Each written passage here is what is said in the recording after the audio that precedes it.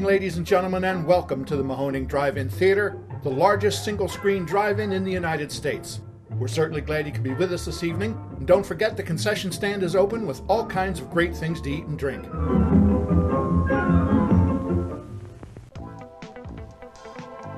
.3 Mahoning Drive-In Radio, your old friend Virgil back once again for another exciting episode of the podcast. As you guys know, the only podcast dedicated to the love and revival of our beloved drive-in culture. Joined as always with my co-host extraordinaire and general manager at the Mahoning Drive-In, Mark. Say hello, Mark. Hello, I manage generally. It's been quite a ride, man, and it has literally only been 2 months here at the Mahoning Drive-In Theater, and the teamwork's amazing. Mark, you have been absolutely amazing. The Patreon has really taken off, and now that we're having our in-person screenings, it's just glorious. The whole family's back together. So can we tell a story? Can I break in and tell a story about this Patreon? It's because it's a moment of great embarrassment, but I'm sure we'll all laugh about it in 4 or 5 years. So the Patreon shows, forgive us if we talk a lot about these. The highest level of Patreon is Simplex, and part of that you get a free virtual film screening once a month, and then the following week we do it in person in the theater the months that the theater is open. So what we do is we try to put together a really fun pre-show of like trailers and shorts and clips and ads and weird things like that, and then a feature film all in 35, all from our personal holdings. And you may have heard, if you've listened to all these podcasts sequentially, we've come into a lot of 35 millimeter in the last couple of months. Many features, many trailers, and reels of things. So we picked a feature that one of our members had donated to us, feature film, that we hadn't screened. We've screened it before, but we hadn't screened that print. And then I went into the vault that we now have of all these trailers and things. And this person, one of the collections we bought was from an older gentleman who passed away, and he had been a film collector for years, and he had a lot of film. And one of the reels, he had reels, and they were labeled titles. And in my mind, it would say titles, and then it would be all these movie titles. And I'm like, well, surely these aren't 20-minute reels of just the opening titles to movies. I mean, why would you have that? It must be he just called trailers titles for some reason, right? Wrong. So we don't really pre-screen this stuff, because part of the idea is that these Patreon members share with us the joy of discovery. If something is good, bad, or ugly, what condition it's in, we're all they're getting first look at everything like we are. So we played a reel of space news. This person also had a lot of old newsreels. And Kate Drumbore, wife of Michael Drumbore, who's our new assistant projectionist, who is a huge aid in helping us build these shows together, build them up, physically build them onto reels. She said, we have space news. Let's run that because it thematically ties in with the movie that we're running. And I was like, yeah, that's great. And it's an excuse to watch this stuff.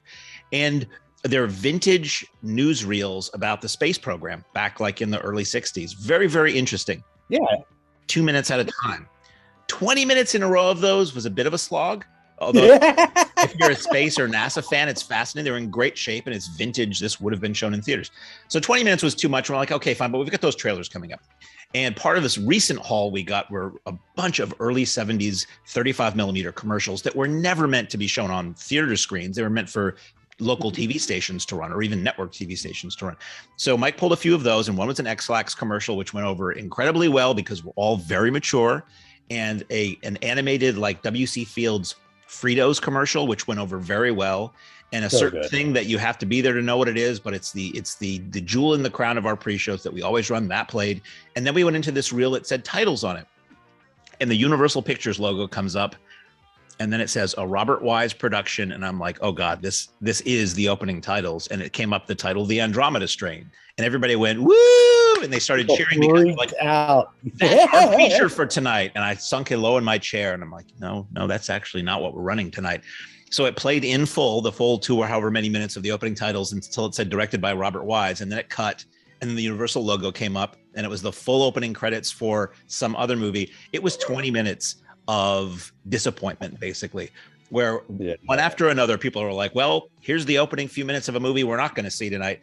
And eventually we got to the end. And all of these movies are movies I would have watched and people would have probably enjoyed and sat through, including one called The Lost Man, this early 70s Sidney Poitier film I'd never heard of before. Looks like it might even be kind of hard to find. So I actually went in and had Mike apologize at the end of that reel because we didn't know it wasn't trailers. And then we ran the feature and it was fine. But that's something I'm going to take a while to live down, and I will endlessly try to make up to people that you're not just going to see the opening crawl of like 6 different movies. Yeah.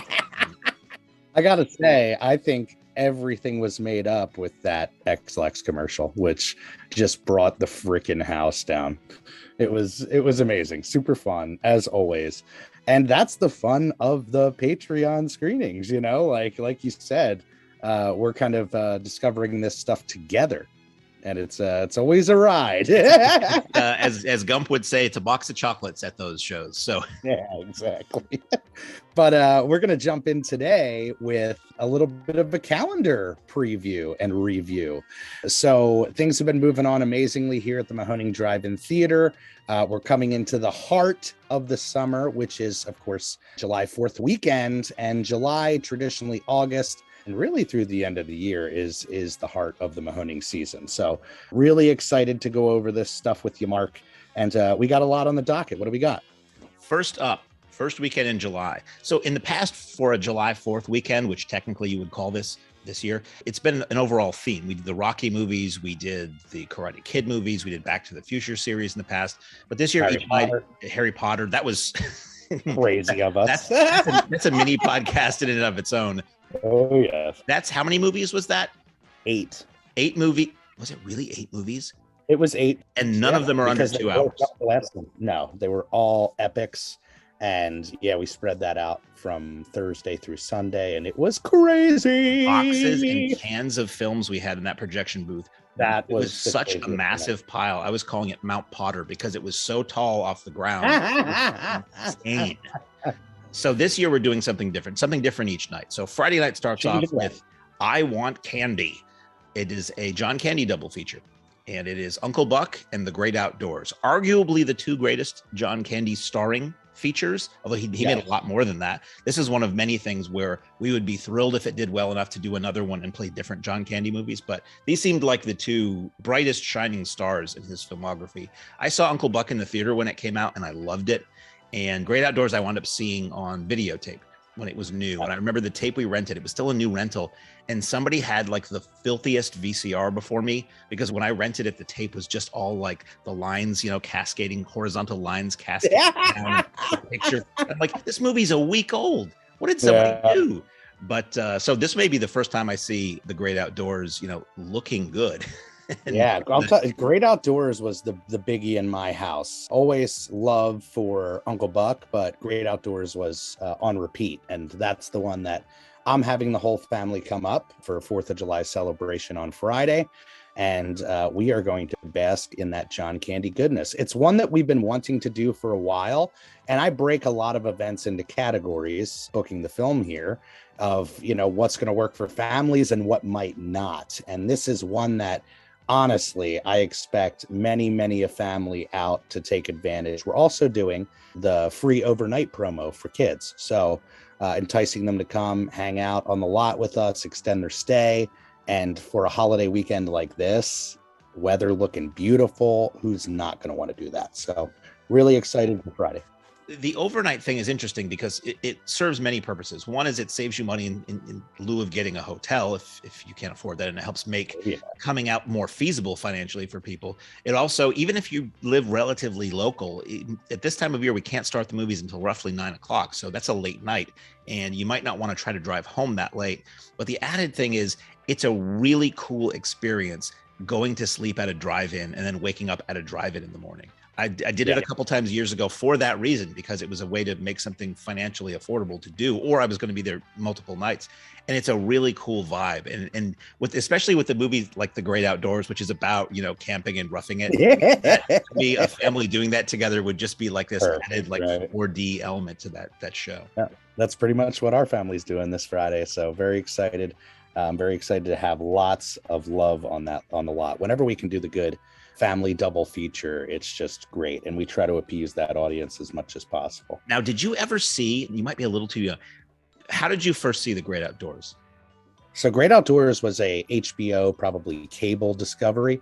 And I think I've said it on this podcast many a time. My mother took the recording off of cable to the next level. She literally recorded almost everything and cataloged by number. So we had a book that you could go into alphabetized. I had the same thing. Number. It was unbelievable to me. And honestly, I look back on that. It's such a informative thing for my obsession and love for film and movies. And I would load the tapes. Like I would put a movie or two or three on there, or a TV episode or a TV special, or like an Entertainment Tonight report about something I liked, or a music video or a TV commercial.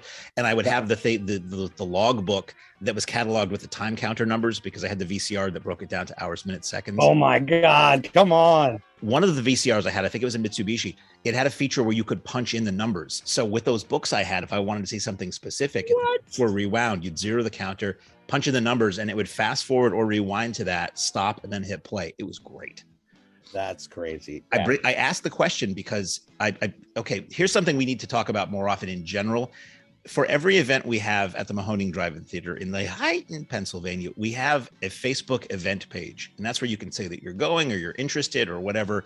But I load those up with stuff. So if you are a fan of anything we're showing or curious about anything we're showing, multiple times between when we announce and when the show happens, I'm going to put the original trailer. I'm going to put rare clips. I'm going to put all kinds of stuff in there. And what I just put in for this I Want Candy show, which will still be there after the event, if you listen to this later, there was a music video that was spun off from The Great Outdoors.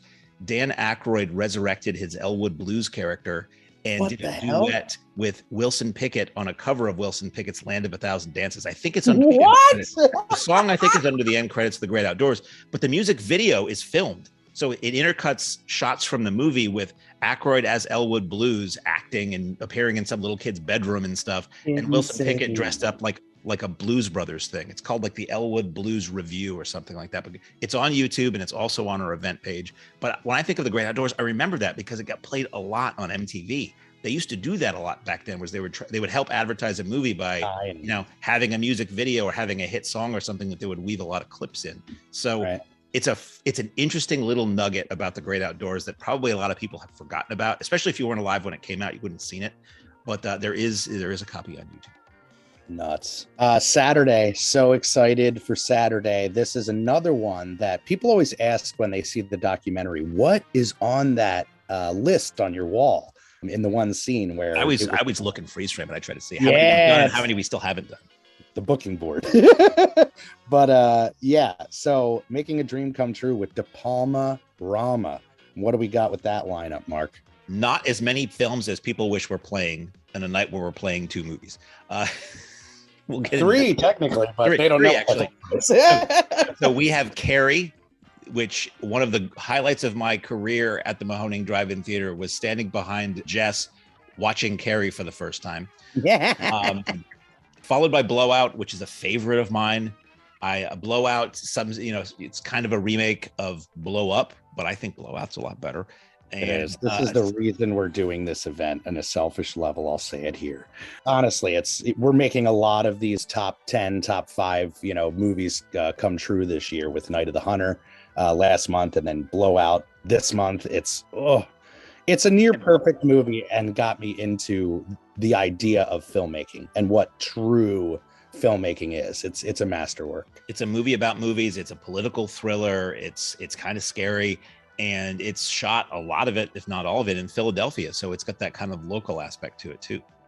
Hell yes. And then the third film, we're not going to tell you. Nope. We are doing a secret third feature. We were just going to do two. Usually Exhumed almost always will do triple features, but that's more their bag than ours. But we're like, we really want to show more than just two. And it's, it's a holiday weekend. So let's throw a surprise third film in there, which we aren't going to tell you what it is. But we are going to let me say this much, okay? Everybody a lot of people are commenting this online, and I hope it's this, I hope it's that. Just to tip the hand a little, it's not going to be a title that is so big we wouldn't want to save it for a future De Palma Rama, if you know what I mean. It's not going to be a title that we would be using to get people to come to a show. It's going to be a little bit more obscure, but to me, it's more of like a reward for the serious De Palma fans who might not be able to see this on a screen in another way. So the secret features generally are not going to be like an all-time blockbuster. Right. Secret features meant to be the extension of a night, or the extension to make an event that much bigger of an event. And again, the theory behind it with this event specifically, it's literally 4th of July weekend Saturday. So overnights should be looking really good.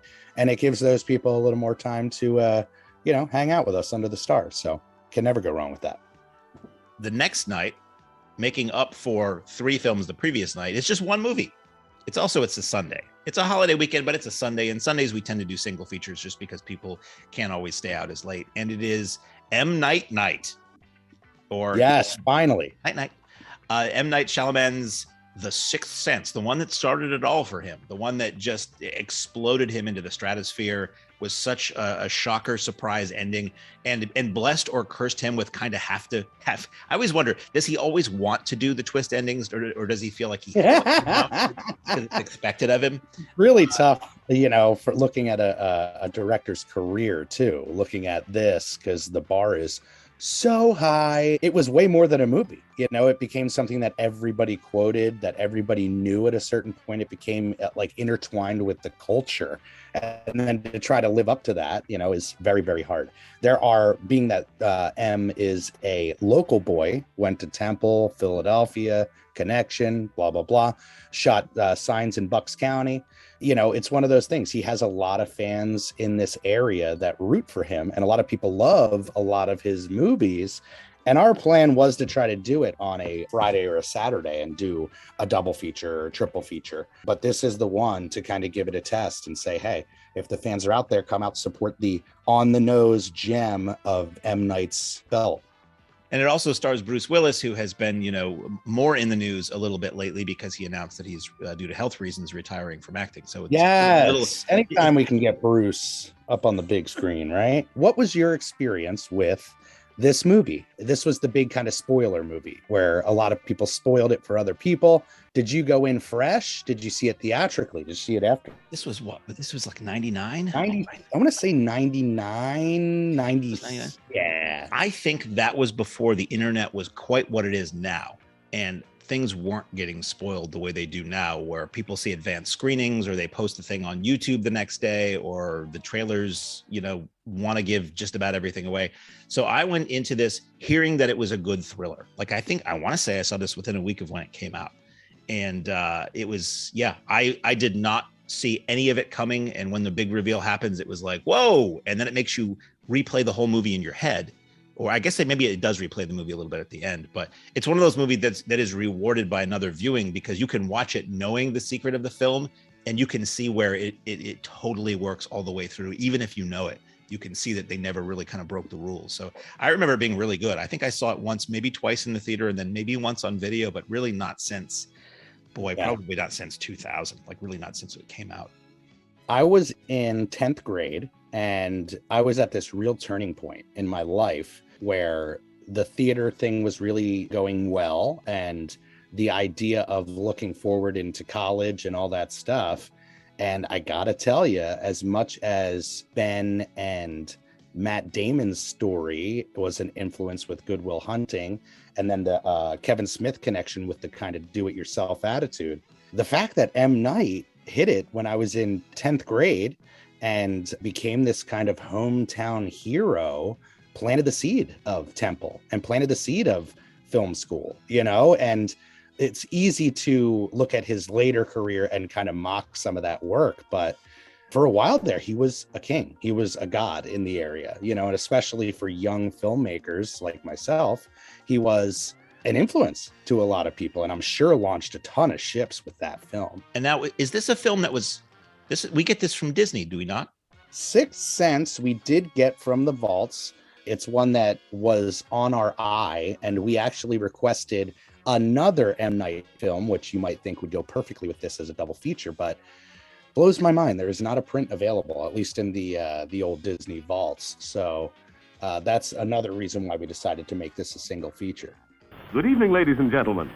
The management of this drive-in theater is happy to announce you can enjoy your favorite form of movie entertainment regardless of rain. No longer will it be necessary to let rain spoil your fun.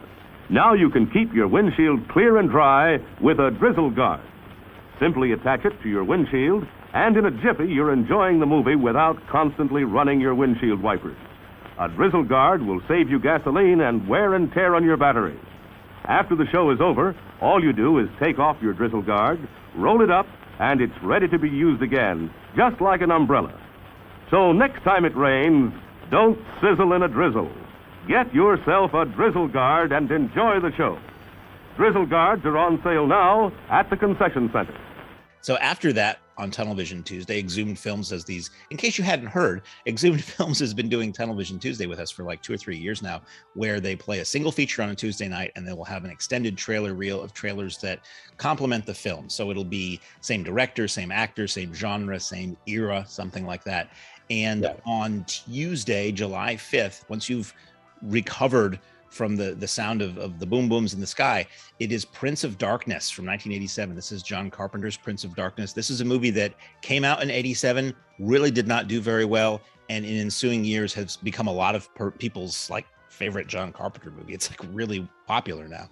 And it's this strange tale of like it's hard to describe. I can never get my head quite around what the plot is. It's these like paranormal researchers in this old church, and there's the devil and Jameson Parker and Alice Cooper pops up. Alice Cooper as like a possessed homeless person. It's a weird movie with like a really it's got that Carpenter score and it's really an strong underrated Carpenter for sure. Strong sense of dread in that film. Oh yeah, when we did our Carpenter event, one of 2 of them, this was one that really shined for people. And also, what's the other one with Sam Neill? In the Mouth of Madness.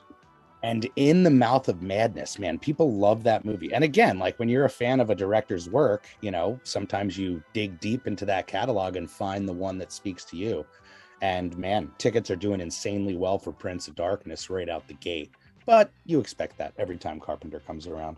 We follow that Friday is the return of, let me tell you, and you know, we don't say this about just everything because it's not true about just everything, but tickets have been flying for this event.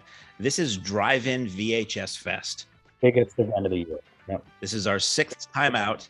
And, you know, in keeping with the overall theme, it's Drive-In VHS Fest 666. It's the show we do with the gang from Lunch Meat and Saturn's Core Audio and Video. And it is a 2-day celebration of VHS, analog media, and the video store, basically. And it's honestly our biggest event of the year. We have like 40 vendors each day. We have a couple bands play each day. Guests, we have Ginger Lynn this year.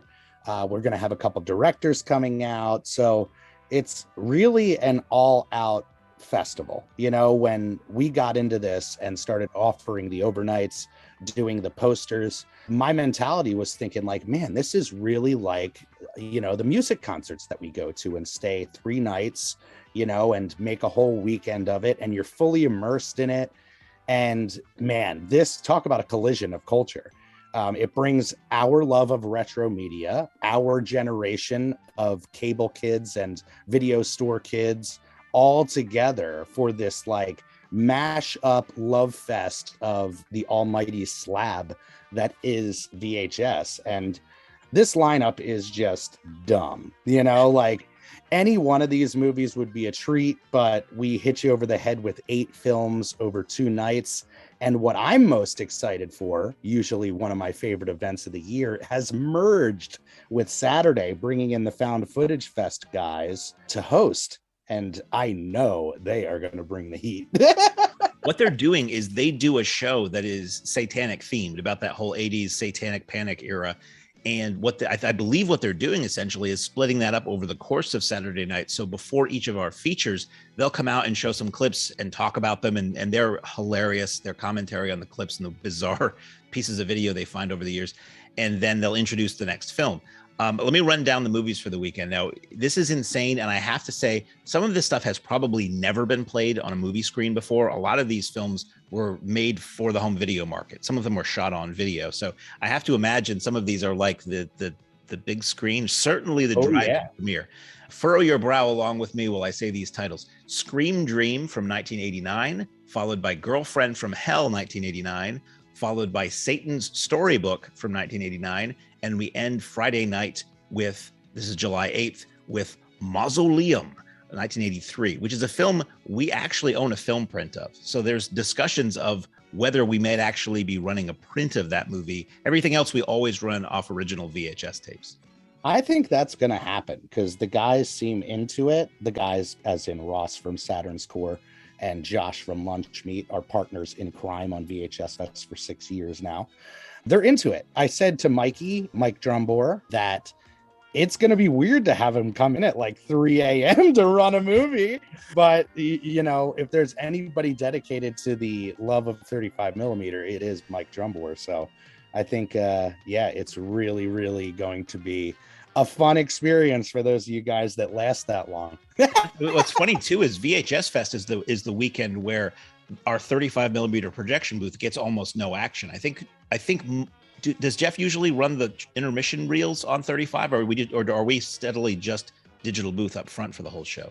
He has in the past ran a couple of intermission reels, but yeah, I think that's going to be the idea this year. And it's, again, a great opportunity to bring the VHS culture into what we do here, which is a huge crossover. If you're a lover of retro classic media, you know, you're probably a fan of retro classic movies and what we're doing here. So, and part of the aspect too, it's not just the movies that we're screening, it's the guests, as you said, and it's also vendors. We have a lot of vendors coming. The people have been asking to vend at this show for months, like long before. I mean, it's really since we opened for the season, we've been getting messages.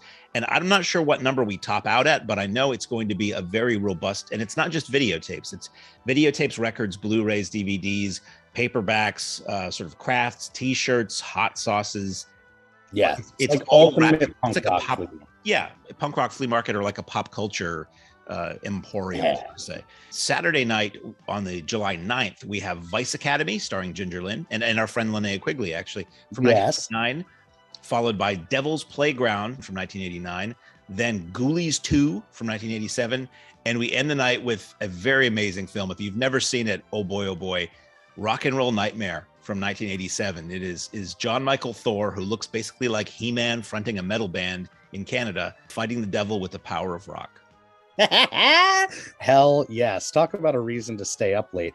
And people were asking constantly, is Thor coming? Is Thor coming? Because it is the fourth feature of the night. You know, it's one of those things. We feel like we would be shortchanging to bring him all the way out and have to stay up until 3 a.m. to watch his movie. But it's going to be an absolute blast. If you guys have not experienced it, get your butt here. And we don't say this very much, but yeah, super low ticket alert. There's a very high probability that this puppy may sell out. So get your tickets online, like all these events at mahoningdit.com. Sunday, for those who are still vertical after 2 days of that VHS madness, we have another 80s-centric movie, and this is the Mahoning Music Series presentation of Suburbia, Penelope Spheris's Suburbia from 1983, a tale of wayward youth and punks, and it stars a young Flea, I have to say pre-Red Hot Chili Peppers, and it was released and produced by New World Pictures, Roger Corman's old company. It's actually a movie I've never seen. Really? People are so excited about this film, and it's one that, again, represents something bigger than the film itself. It's about a culture, a mindset, very much like when we do these fan events. This is a great opportunity to do that. So I think we're going to have a band play beforehand and try to lean into the love of the music series of it all. And it's worth mentioning that Justin Savage is a holdover from the pandemic. So he reached out to us in 2020 when everybody was, and was looking for a space to put on a show, had a connection with Prince, had a connection with the music scene, And I want to say the first thing that we did with him was Rock and Roll High School. I think so, yeah. And we got Clint Howard to do a shout out before the movie.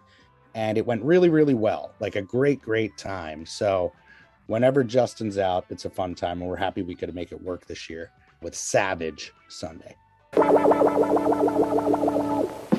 This drive-in theater is radioactive. Now you can hear tonight's show on your AM car radio. Turn your ignition key to the accessory position.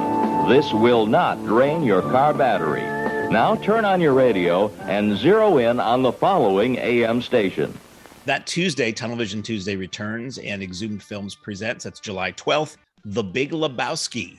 Small, obscure film. I don't know if anybody will show up for it.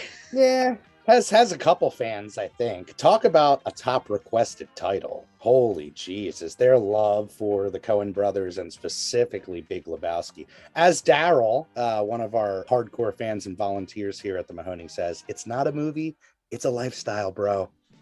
Now, if you've ever driven into the Mahoning Drive-In Theater through the ticket booth and noticed some bowling pins and a bowling ball for some reason near a bush, that is a holdover from the first time we ran the Big Lebowski. We had that set up so people could bowl, and I have a feeling it will probably be resurrected on that night. It's one of those things where a prop gets left behind and becomes relevant every few years. It's like, why the hell do we have this? And then it's like, oh no, wait, no, it's perfect. Yeah, it's become a part of the place in a weird way, and that was so long ago. We did Big Lebowski, then Fear and Loathing. What a weird night. That was definitely before we were pulling in the nice crowds, but it was an enthusiastic crowd, that is for sure. But yeah, Big Lebowski, again, selling incredibly well. Any of these titles that really jump out at you guys, don't hesitate to snag your ticks. We followed that up on Thursday. We don't normally do shows on Thursday, but we reserve occasional Thursdays for community events or the Patreon shows or a fundraiser like this. This is the Polar Express on 35 millimeter, and it's a benefit for Dylan and Gavin's Rainbow. That is a local charity that is devoted. It was a husband and wife who unfortunately lost both of their teenage sons at a very young age, and they've set up this organization to help families who are in the same position with, financial help and spiritual help and things like that. So that's a one night only show for the family. And it's I was sort of in the write-up, I said it's sort of a jump start to our Christmas in July, which we're doing a bit later, but it's a Thursday night. It's a single feature, and it's this Robert Zemeckis, Tom Hanks, family classic that hasn't really been seen on the big screen very widely, I think, since it came out. It's weird with these Christmas movies, I feel like every couple years there's a push. You know what? It probably is every single year, but it's only on my radar every couple years. This push for the new Christmas classic. And it's never the ones that you expect that rise to the top. But this is one that really has stood the test. When we were doing retro screenings in the big indoor, when I was running the indoor theaters, this was certainly around as much as Elf was on the Christmas season. So excited to do it. And like you said, excited to support have a local benefit. Speaking of family entertainment, we followed it up with 3 days of Tromathon 2022. Tromathon 2021 was one of the strangest nights we've ever had at the Mahoning Drive-In Theater. Yes. And I'm sure 2022 will be no different. It is 3 days celebrating Lloyd Kaufman and the empire that he has built with Troma films. Friday, we have 3 Troma classics. We have Tromeo and Juliet from 1996. We have Sergeant Kabuki Man, NYPD from 1990, and then Troma's War. And Lloyd Kaufman, president of Troma, the Toxic Avenger, and Sarah will be there. And I think Kabuki Man will be there all weekend, signing autographs, taking photos for free. And we'll have some traumatic set pieces. The Tromaville sign, I believe, will come make an appearance once again. And JT has been doing some amazing hard work and promo on this show, creating some videos. He had a video shoot. Was it wrestling weekend we did the video shoot? I think it was. I think I was fresh from being a wrestling stooge. And then I walked over and appeared in the background of this really bizarre moment in this Troma promo video.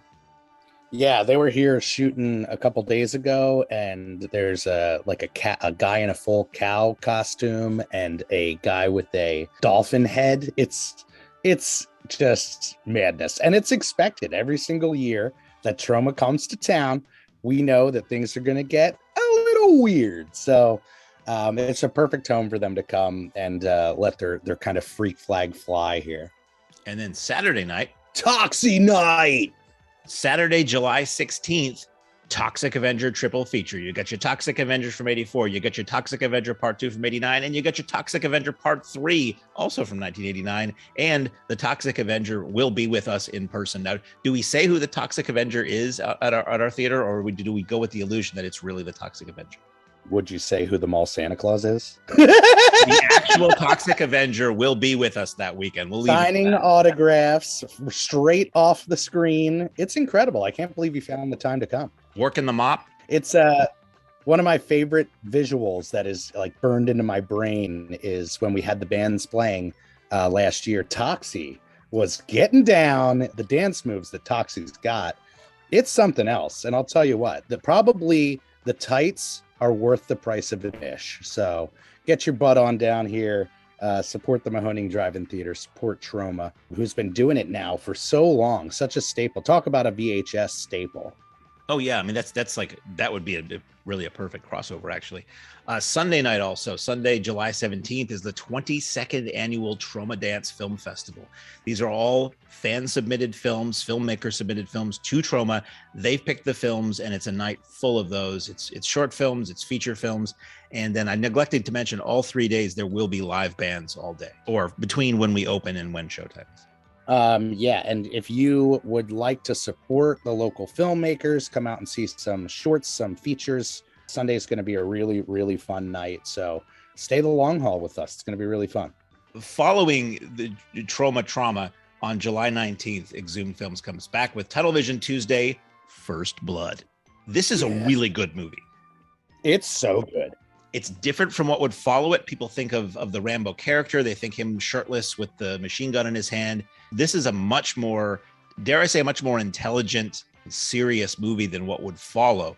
And it's really good. Like if you only know Rambo from the second, third, and movies and beyond, you really should see First Blood. And the chance to see that on 35 on the big screen on that Tuesday, that's a Tuesday I'm definitely coming down for. Hell yeah. Yeah.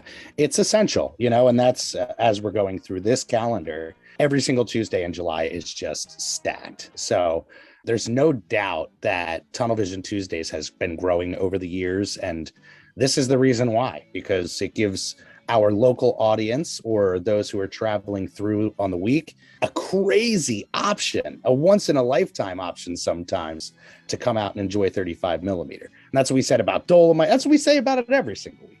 It's funny you mentioned that because it never occurred to me until you said it, but we are located technically in the Poconos. We're in a vacation area, and there are people who are on vacation during the week, who are in Jim Thorpe for the week, or who are coming to a concert, or who knows what, boating, going to the state park. The number of times I've traveled and wished I could go to a drive-in or a certain theater or something, and it's just not open when I'm there. This actually does give people something to do midweek who might be on vacation. Hey, look, there's this drive-in showing First Blood. I'd like to think we get a little of the vacationer. Heck yes. And in a weird way, we've become that vacation for some people where they're like, oh, well, I know what I'm using my sick day for.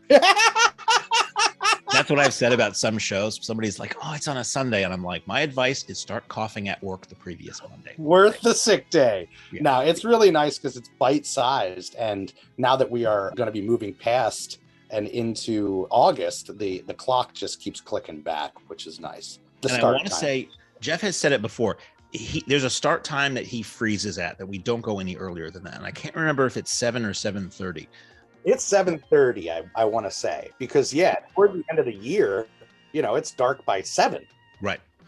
And his rationale was always if people are local, he wants them to be able to have time to get home from work, maybe have dinner and then come out, which I think is really respectful toward the customer. But yeah, once you get there, these movies are done by 9 or 10 o'clock at night on a weeknight. We followed that with the actual Christmas in July that weekend, Friday, July 22nd and Saturday, July 23rd.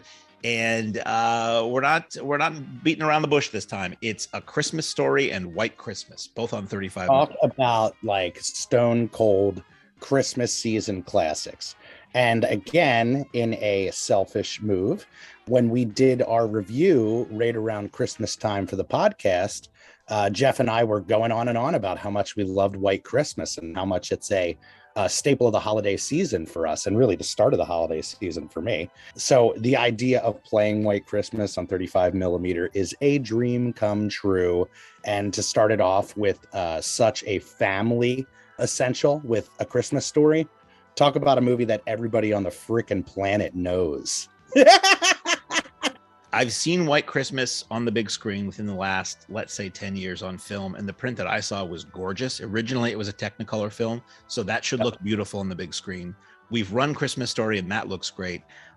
Added elements. So Christmas in July, we always, we decorate the snack bar to a degree, Christmassy. We always encourage people to wear their Christmas sweaters and decorate their car, their parking spot, turn it into a little Christmas.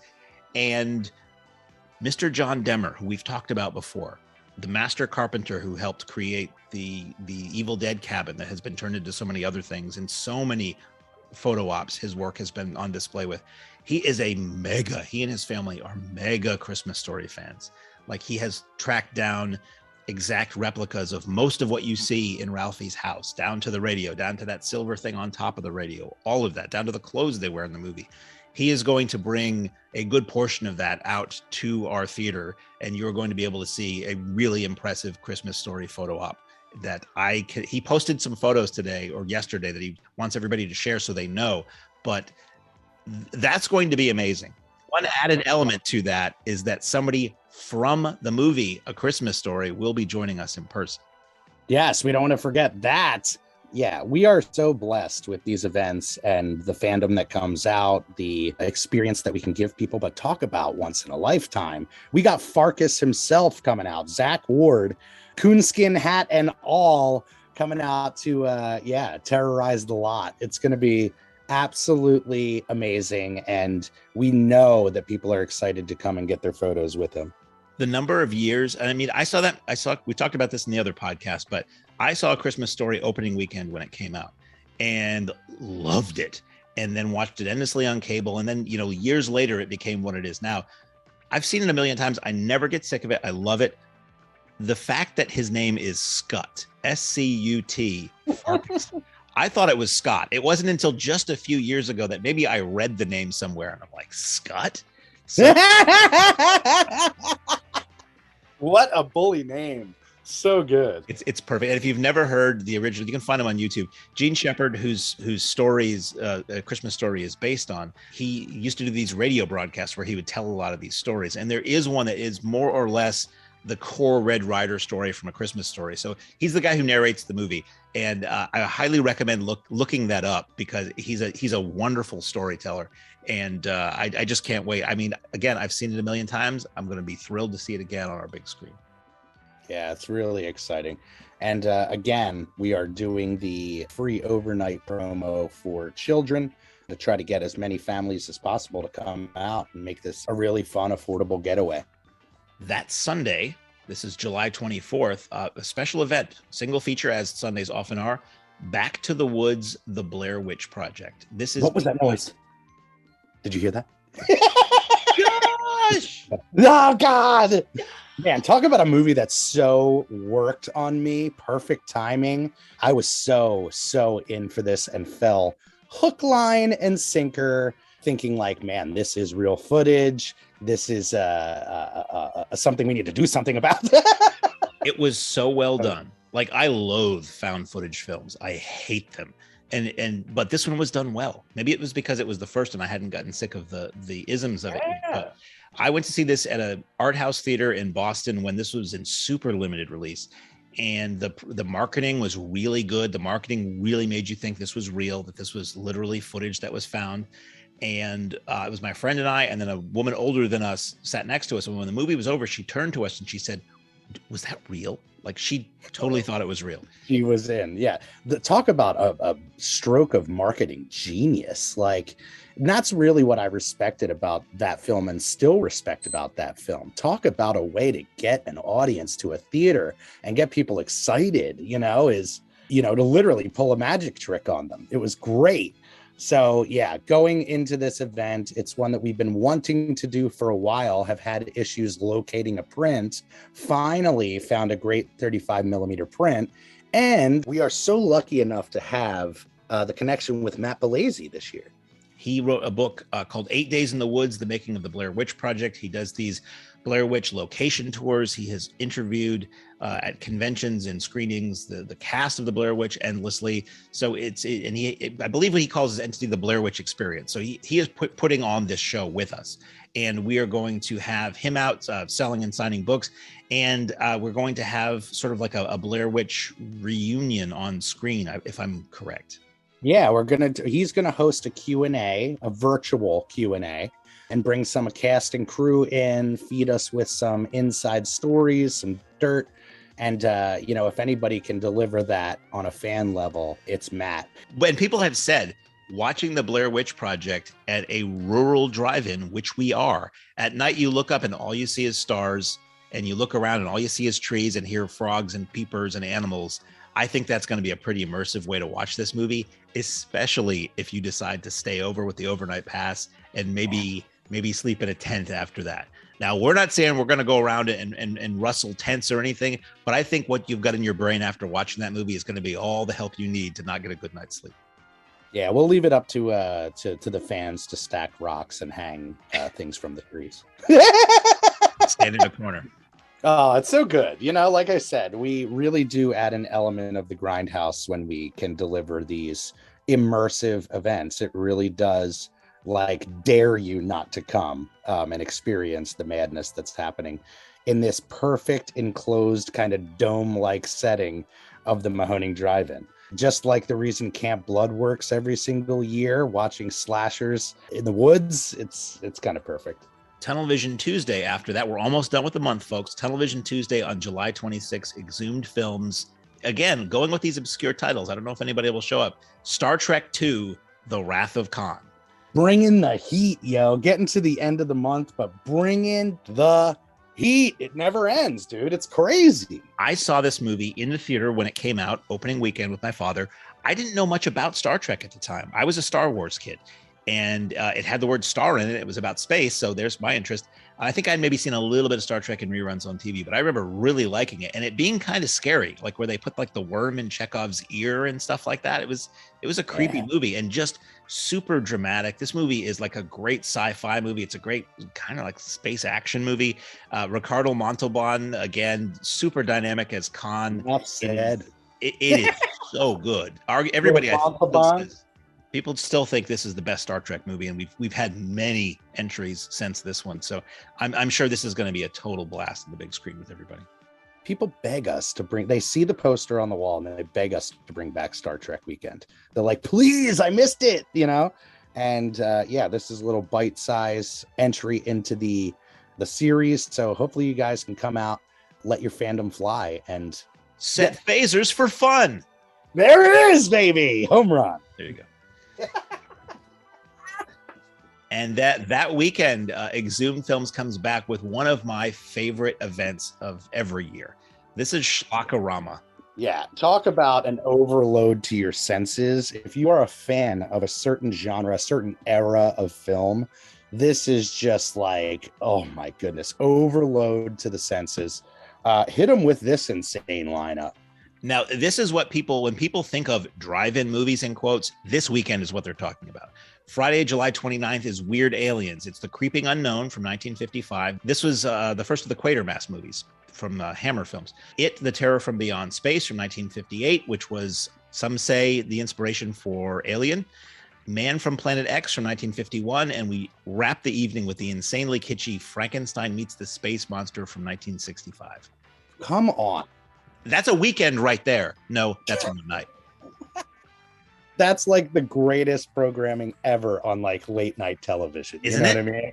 It's crazy. Predominantly, these are movies that no other theater would show because they've sort of become sort of obscure. They are perfect drive-in movies. They're a total blast. They're all relatively short, so the night moves right along.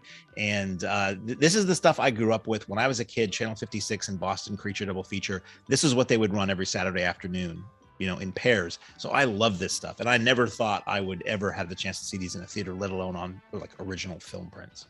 I'm so glad that weekend became such a hit. You know, when we first started doing the retro programming, we tested a lot of stuff out, you know, and Schlock was right out the gate a magnet for cool, you know. It really plays into what we represent as far as the drive-in culture and the programming with what we bring. People look forward to it every year. And they're totally family friendly. That's the thing too. Most of our horror shows really aren't. I mean, people bring kids anyway, and we've talked about that in the past, being introduced to like R-rated or horror films at a young age. But this is one that these movies they're made before ratings, but they're just totally squeaky clean. I mean, they're filled with monsters and murder, but they're not, you know, they're old time fun movies. Saturday, July 30th, Strange Sea Beast. It kicks off with one that I think a lot of people will be coming just for this. Godzilla 1985. This was the film that said it brought Godzilla back after being away for a couple of years. It was the film that said, okay, all that exists is Godzilla for the original Godzilla movie, and this is the sequel. And it brought Godzilla back as a villain. And this version was made for the American market. It also brought back Raymond Burr to be that inserted character to help look out a window and explain what's going on. Like he did in the original Godzilla film. So I remember this coming out in 85. It was promoted heavily. There were all these tie-ins with like Dr. Pepper and stuff at the time, but I never saw it in the theater. I didn't see it until it hit video. And this was released by New World Pictures, I think, a couple of years after Roger Corman gave up New World. So this was the New World that did things like Vamp and the Elvira movie and all that stuff. But anytime we show Godzilla on the big screen, it's a hit. People cannot get enough of the big G. Almost life size on our screen. So let's pause for a second. Are you telling me that there's a Dr. Pepper Godzilla commercial? Does he chug the pep? It's not. Okay, this is another thing. As I said earlier, look at our event pages, because if something like this exists, I've probably already put it on there or I've scheduled it to appear. If there's some weird shit out there, I'm going to find it. There were Dr. Pepper commercials that had like two Godzilla-like characters, but I almost want to say there was one maybe utilizing clips from the movie. I could be wrong. It might just be that they were very Godzilla-like, but I'm pretty sure it was right around the time of this film. So in. Yeah, it's a total blast. After that, we have The Monster That Challenged the World, which is a lot of fun. Then we have It Came From Beneath the Sea, which I believe is based on a Ray Bradbury story. And then one I've never seen, it's an incredibly rare film. And this is the strength of the Exhumed Films archive, is they have film prints of movies that in some cases have never been released on home video. Beast of Paradise Isle, also known as Port Sinister from 1953. This is like a giant crab monster movie. Yeah, I'm so excited. This is one that it feels like a film school sometimes, you know, like you're taking a step back in time when you come onto the lot. But once those movies hit, you know, especially with the pre-show trailers and intermission reels, it's like you're literally going back to a certain drive-in era. And like you said, Harry does an amazing job with programming that one. And he seems to want to program for me on occasion, because Sunday, July 31st is Super Stooges Sunday. I'm a huge Finally Stooges fan. You know, everything I love goes way back to what I saw on like these two Boston TV channels when I was a kid. They were independent channels and they ran old TV and old movies all the time. Have Rocket Will Travel from 1959, which was like the Three Stooges comeback feature. Like they had done the Columbia shorts for years, and then the shorts department closed. I mean, and you say it really was only a couple of years between when they did their last short and when they made the feature, but they were basically unemployed. And then their shorts were released to TV and a whole new generation got into them and they were bigger than ever. And then they started making these feature films. So Have Rocket Will Travel was the first, where they kind of go into space and they sing and it's wacky. And it's followed by similarly themed Three Stooges in Orbit from 1962. What's also cool about this is originally this had a short film attached to it, like a featurette or short subject called The Three Stooges Scrapbook, which was originally intended to be a color TV series with the Three Stooges, cartoons and live action, which ultimately they did do a couple years later. They called it The New Three Stooges, where you had these new color skits that would introduce color cartoons that they did the voices for. Well, this Three Stooges Scrapbook was a cut down version of that appeared theatrically back in 62. This print of the Three Stooges in Orbit has that. So this Three Stooges Scrapbook, I don't think it's ever been released legitimately on video. So this is a rare opportunity to see this on the big screen as it was originally intended. Yeah, if you're a Stooges fan, talk about a dream come true. And people have come to us many times and said, man, you got to do a Stooges night, you got to do a Stooges weekend. This is happening, guys. So really excited. And talk about a Stooges fan. some of Jeff's most coveted prints are his Three Stooges. So really, really going to be a fun night for all of us. Now that ends the month, but I would love to hit some highlights of some other things we've just announced if we can. Holy heck, yes. There's so much stuff coming. I'm just going to toss this one out there. I'm really excited about it. On the 12th of August, our AGFA triple feature. For those of you guys that don't know, and if you're a listener of the podcast, it would be pretty hard not to. AGFA giants in the preservation world and have been supplying us with our off-season and now on-season virtual screening titles. And this is like a grindhouse dream come true for anybody. So any one of these titles would be nuts, but we're going to do Double Agent 73 with the one and only Chesty Morgan. The Gate 2, which we've screened in the past, it's like one of those movies people are shocked to hear exists. So if you're a fan of The Gate, come on out and experience The Gate 2. It continues. And then Penitentiary 3, which is one of the most insane movies on the planet. So come on out, witness that. As always, a great option is those overnighters. Mark, I know one you're really excited for in August. Oh, may I? Hit the people, man. This thing has been blowing up. It's beautiful. I'm only going to confine talking about this to the next 30 minutes because the podcast we're going to record tomorrow from this date is going to be all about this. I was given the ability to sort of organize a show here. They said, okay, do it. So I did. This is Mahoning Monkey Mania. This is the Monkees now. And it is two really rare 35 millimeter episodes of the Monkees show from the 1973 ABC reruns. They have the original commercials in them. So you've got Saturday morning, like breakfast cereal and toy commercials and promos for TV shows. And you've got, in some cases, music replacements as the episodes were rerun later and later. They would put in songs that were on whatever the current album was. So that's kind of very unique. Why are these even on 35 millimeter? They've only ever been shown on the big screen once or twice at very special events. They've never been shown at a drive-in before. So we're doing two of those, and then we're doing the Monkees feature film Head on 35 millimeter. Also an incredibly rare screening. And I'm trying to make this the best fan event I can. I've got people from the Monkeyverse, people who are related to them, doing video intros, donating items for an All Monkeys merch raffle. We're going to have somebody, one or more vendors selling monkey-related items and vintage merchandise. We're going to have two authors who have written monkey books. We have Tom Shabilla, who we'll be talking to tomorrow, who we had come out for our Batman 66 show. He has a book called Primetime 66, 67 about all the shows that debuted that year, the Monkees being one of them. And then we also have author Michael Ventrella, who actually only lives like an hour from the theater in Stroudsburg, coming out and selling and signing copies of his two books, Looking for the Good Times, which is a song-by-song look at the Monkees music, and Headquartered, which is about their solo years. And he'll be doing like an on-mic intro for the night. So I'm trying to make this like a big fan gathering, because if it does well enough, let me just say I have access to more different episodes that we could run on that big screen. So I'm thrilled about it. I've been a huge fan since I was a kid, and we're just hoping to get people to come out from all over the place and just have a fun celebration of the Prefab 4 on the big screen. And we have our friend Mike Evans doing a live DJ set playing Monkees hits and deep cuts. And it's just going to be like, it's going to be like a little convention. There is nobody better to be heading this than you, Mark, because you really are a Monkees super fan. And my love for the Monkees runs deep. I've said it on the podcast before. It's the very first tape that I bought with my own money was Chuck Berry and the Best of the Monkees. And it's just like you can say The Big Lebowski is a lifestyle, the Monkees is a mood. You know what I mean? And it just is one of those shows and one of those bands and one of those eras, really, that you can harken back to. And it just brings a big old smile if you're a fan. And obviously the work of all four of those gentlemen is legendary. You know, it's just it's fun music. The show is very sharp and really funny. And Head is this other thing that is weird and brilliant and just it's kind of shocking if all you know is the show, and then you watch Head and you're like, what is Head this? Should bring out the Mahoning crowd. You know, like, that's the thing too, is Head could appeal to people who don't even like the band, but they really like this bizarre, strong cult title. So I hope it'll do well, because I want to be able to do it again.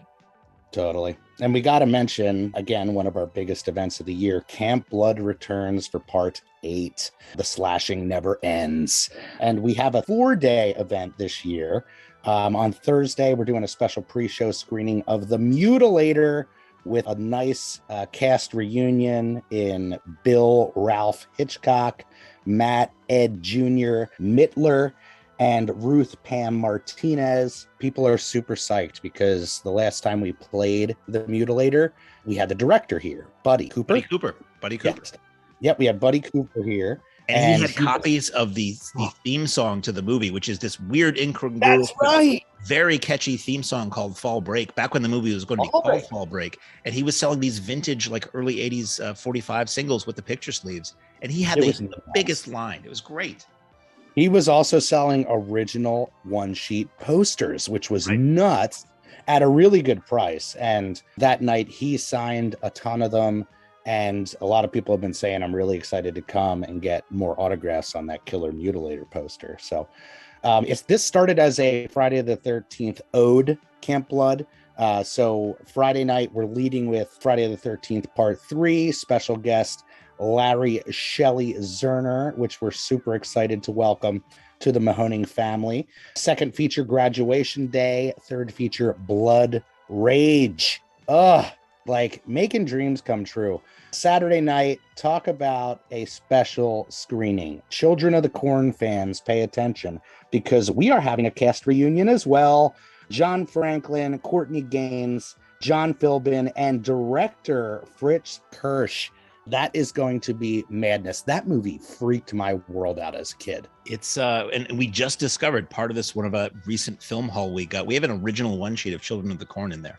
I might want to point out that the Mahoning is located across the street from a cornfield. So there's that too. Perfect crossover. Second feature, Alice Sweet Alice. Third feature, Night Warning. If that's not enough, man, wet your beak with Sunday's lineup. Dress to Kill by Brian De Palma, New Year's Evil, and Blood Games. All we can say is the secret feature's not Dress to Kill. Why aren't you showing Dress to Kill De Palmarama? That's why. Yes.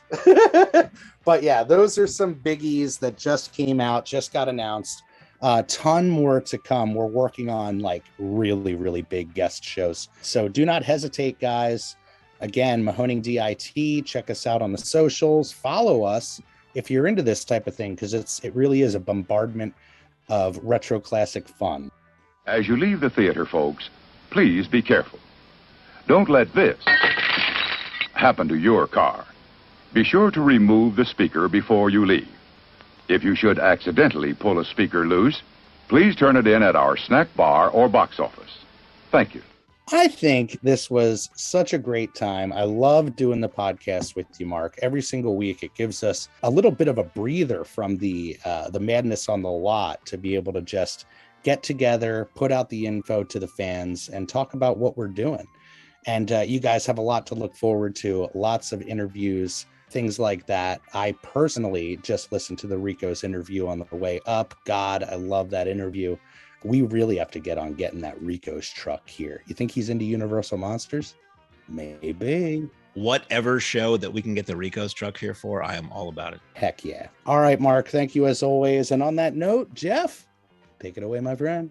Ladies and gentlemen, thanks again for coming out tonight to the Mahoning Drive-In Theater. We hope you'll come back and see us again real soon. The exit is on the right-hand side of the screen at the front of the field. And most importantly, have a very safe trip home. Good night and God bless you.